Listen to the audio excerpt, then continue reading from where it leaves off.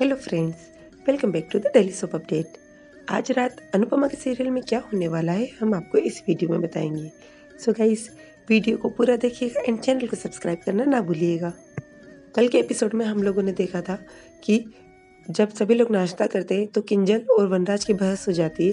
वो वनराज बोलता है कि मैं रूम में जाकर नाश्ता करूंगा और अनुपमा उसे छोड़ने जाती है और उतने में ही काव्या आती है और नंदिनी की आवाज़ आती है कि व्हाट द हेल मासी, और वहीं पर एपिसोड खत्म हो जाता है।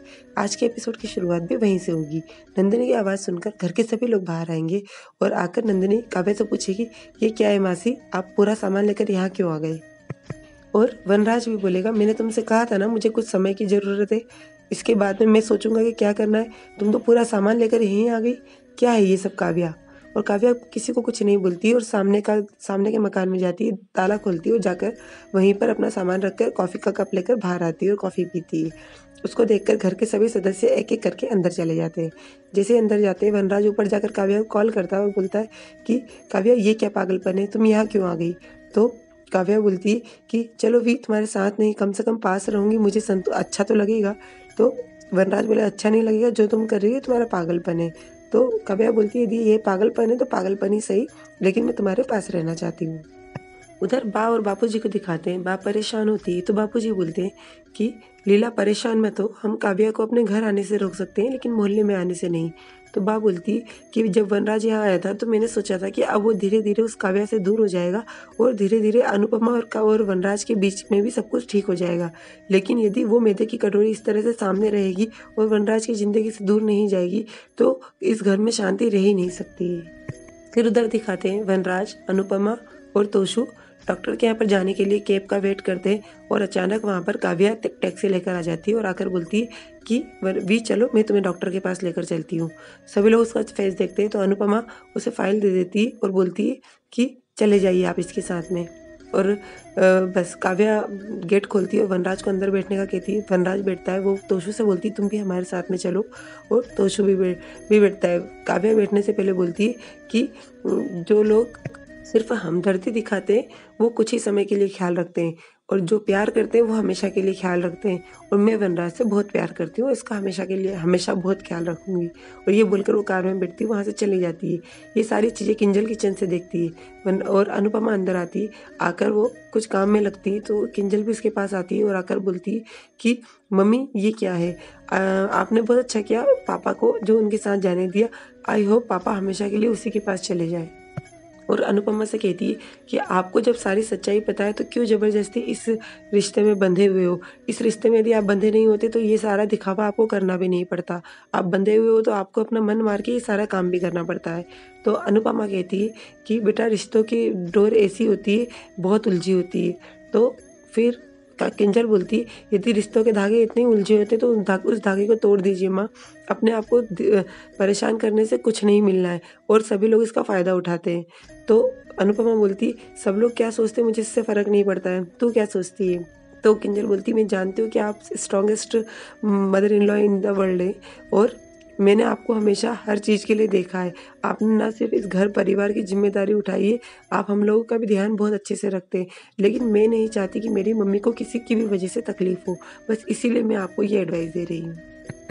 जैसे किंजल ये बोलकर जाती, अनुपमा सोचती, किंजल ठीक ही तो कह रही है, जब इस रिश्ते में कुछ नहीं बचा है तो ज़बरदस्ती रिश्ते की डोर को संभाल कर रखने से क्या फ़ायदा है। और उधर बा को दिखाते, बा अनुपमा को डांटती और बोलती है कि देख, अब आज तूने वनराज को उसके साथ में जाने दिया, ये तेरी सबसे बड़ी गलती है। यदि तू उसे नहीं जाने देती तो तू उसके साथ में जाती। तुझे कुछ भी समझ में नहीं आता है क्या? तो अनुपमा बहुत सारी बातें उसकी सुनती है और बा बोलती है, क्या बात है, अब तू मुंह में इसी तरह से ताला लगाकर खड़ी रही कि कुछ बोलेगी भी? तो अनुपमा गुस्से में आकर बोलती है, मुझे समझ में नहीं आता, आपके बेटे को तो समझ में आता है, उन्हें समझ में नहीं आता है कि उन्हें नहीं जाना चाहिए था। हर चीज़ मैं ही क्यों समझूँ बा? गर्लफ्रेंड उनकी, रिश्ता उनका, तकलीफ उनकी, और समझूँ मैं? ये कहाँ का इंसाफ है बा, आप ही बताइए। यदि समझने की सिर्फ चीज़ मुझे ही क्यों समझना पड़ता है? वो भी तो समझ सकते हैं कि उन्हें नहीं समझना है, जो भी चीज़ें देखनी है वो मुझे ही देखनी है। बा अनुपमा का फेस देखती रह जाती है और उधर वनराज को दिखाते हैं। डॉक्टर बोलता है कि आपने बहुत अच्छा रिकवर किया है, आपकी तबीयत काफ़ी अच्छी है, अब आप अगले हफ्ते दिखाने आइएगा। और बस जैसे ही वो लोग खड़े होते हैं और तोशु उससे बोलता है, वाह पापा, बहुत जल्दी आपने कवर करा, बहुत अच्छा लगा ये जानकर। तो वनराज बोलता है देखना बहुत जल्दी मैं तुझे रेस में भी हरा दूंगा। तो तोशु बोलता है ऐसी हार लाखों जीत से अच्छी है।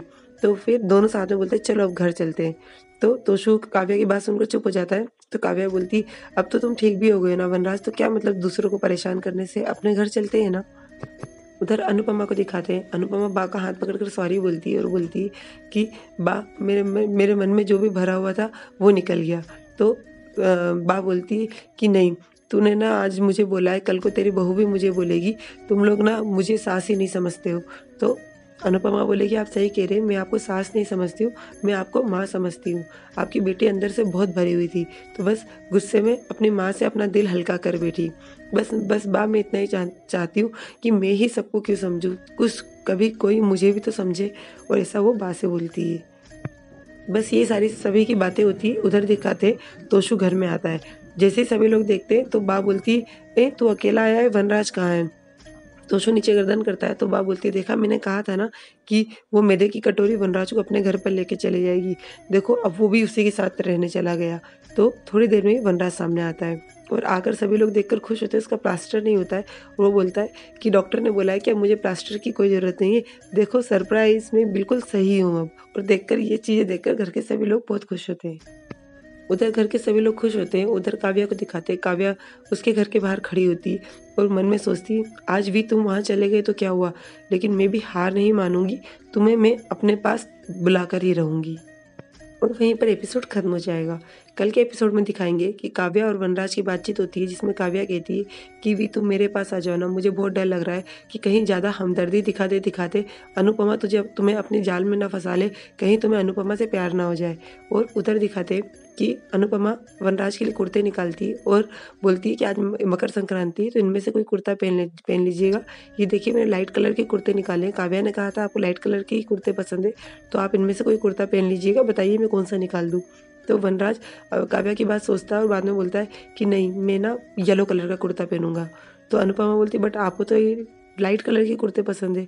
तो वनराज बोलता है अब मेरी पसंद बदल चुकी है। और ये सब गाइस हमें अगले एपिसोड में दिखाएंगे। सो और आगे की अपडेट के लिए डेली सब अपडेट से जुड़े रहिएगा। हम लोग कल फिर मिलेंगे नए एपिसोड में, तब तक के लिए take care and bye bye.